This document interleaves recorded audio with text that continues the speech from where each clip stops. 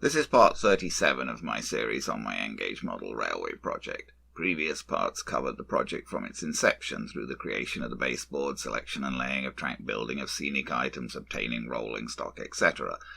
The project is ongoing. This part deals with the Metcalfe Manor Farm card building set, constructing the various buildings and placing them on the layout. As you can see from this picture of the packaging, this kit provides you with the materials to construct 4 separate buildings, 2 residential buildings, large and small, and 2 working buildings, a barn and a shelter. I didn't buy it with the idea of using all of the buildings together. I already had something of a farm on the layout, but I figured I could use some of these buildings on the existing farm and find some other location on the layout for the others. I started with the barn because I thought that would fit in well with the existing farm. The kit provides quite a complex interior for this barn with cattle stalls, a loft, etc., though it's a bit hard to see why, as it's pretty much impossible to see those interior items once the building is completed. The instructions do discuss in some detail how barns on Yorkshire farms were used, and this is apparently based on a farm that used to belong to the family of the owner of the Metcalfe company, so perhaps the internal detail in this barn is more for personal nostalgic reasons. The piece on the right here is a lean-to structure that goes on the back of the barn. The instructions say to wrap the walls of this lean-to round the floor and the interior former, but I couldn't find an interior former for this lean-to anywhere in the kit. So after searching through everything about 4 times, I just cut a piece the same size as the floor from some spare stonework card that was provided. Minor errors like this seem quite common with Metcalfe kits. In fact, almost every kit seems to have something of this type. I think they need a bit more of a proofreading process before they go into production. Still, in general, the quality of these kits is excellent, and the minor errors that occur can always be worked around, though sometimes they keep me puzzled for quite a while trying to find parts that are mislabeled or plain not there. Here's the barn basically completed. As you can see, it only has very small windows, so the interior really can't be seen except for the sort of porch by the main doors. This is the back with that lean-to structure. With the flash here, you can see about as much of the interior as you're ever going to see. There are skylights, but you can't really see through them with no light inside the barn. I placed the barn on the layout at the corner of my existing farm. I thought that this made the best use of it.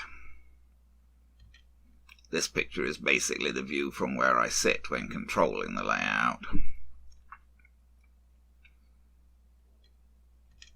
I did the building that the packaging calls tractor shed next. As the instructions note, this could just as well be a shelter for animals or storage for whatever.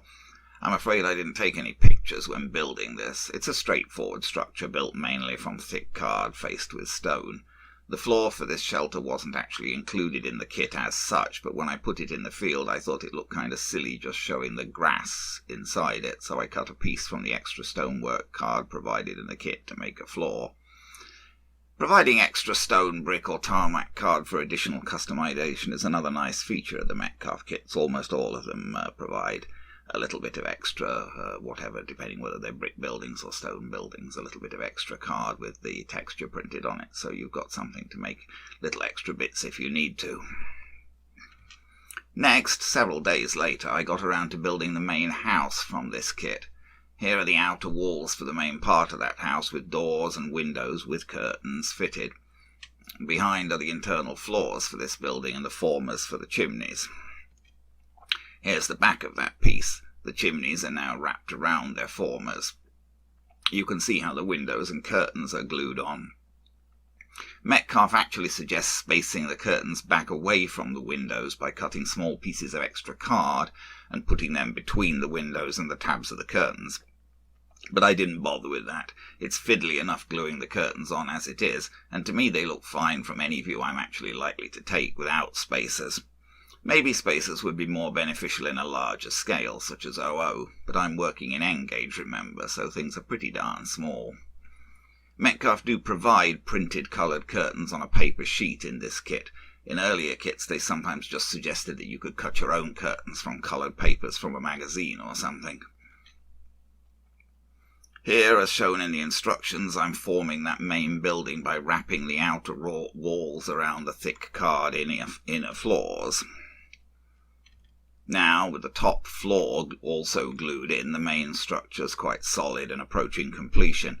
Note the window curtains in this picture. I really don't think the lack of spacers is at all evident. Now the roof is fitted. Actually, fitting the roofs is often one of the trickiest parts I find of building Metcalfe kits. It's hard to get them to go down evenly and fix all around without gaps that you don't want. This building in particular left some gaps around the base of the chimneys that I really felt I had to do something about. You can see here at the base of the chimneys that there's basically a gap between the roof and the actual texturing of the chimney. Here are the pieces for the rather elegant little porch that goes on this house. And here's the porch assembled. And now the porch is fitted over the front door of the house. And the porch roof is put on, again tricky, as it needs to fit down properly onto the porch walls and also connect smoothly to the main roof without making a mess with the glue.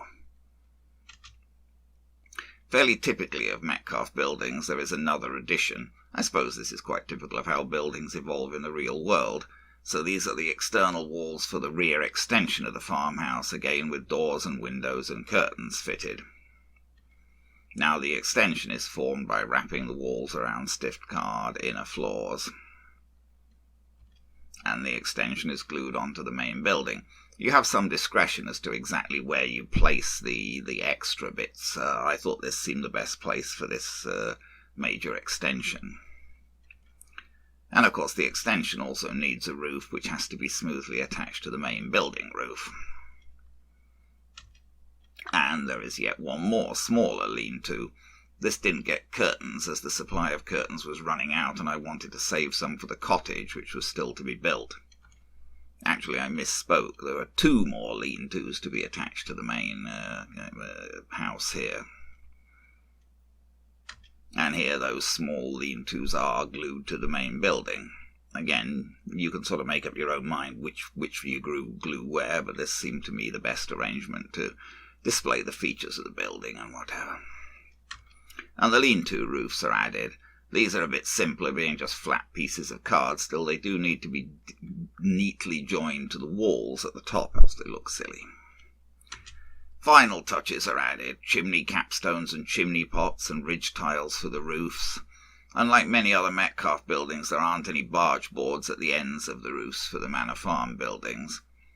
As I've said before, making the chimney pots, which you have to do by rolling little strips of coloured paper, is the part of Metcalfe buildings that I dread the most. It's really an extremely fiddly and irritating task.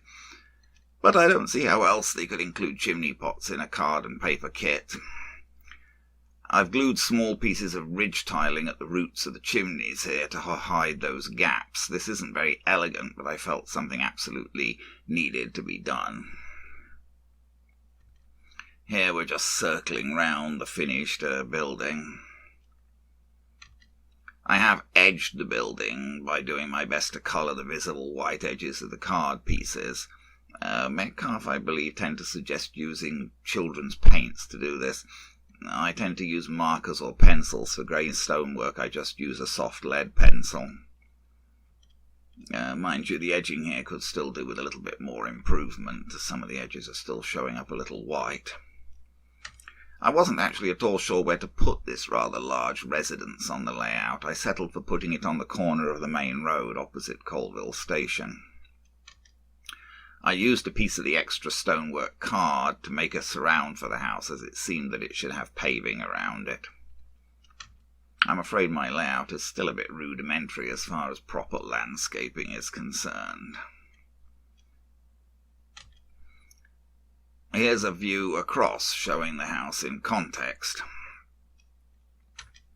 And here looking along the lines through the station. Quite a lot of Metcalfe buildings there. Footbridge, country station set, signal box set, terraced house, Settle and Carlisle station. I do like the Metcalfe buildings, obviously. Here's the barn again with a couple of locos, a Fowler 4F and a Black 5.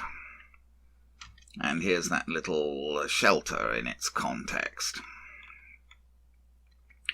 There was still one more building in this set to be constructed, the cottage, the smaller residence. This is very similar to the main house, but in miniature. Not that everything in N-Gage isn't miniature. Here are the outer walls with doors and windows with the curtains that I saved for this. Here are the walls from the outer side, thick card form of floor standing in front of them. And even this little building has a lean-to to extend it. So here the lean-to is attached to the main building, conveniently hiding the joint in the walls of the main building. Generally you want to use as little glue as possible to avoid it getting where you don't want it. I guess I had a bit too much here, but I think I got away with it. For these kits I used the rocket card glue that Metcalfe themselves sell. It seems to work very well. You can place it accurately in small quantities using the fine tip, and it stays liquid long enough for you to place parts and adjust them, but fixes quite quickly once you press things into place.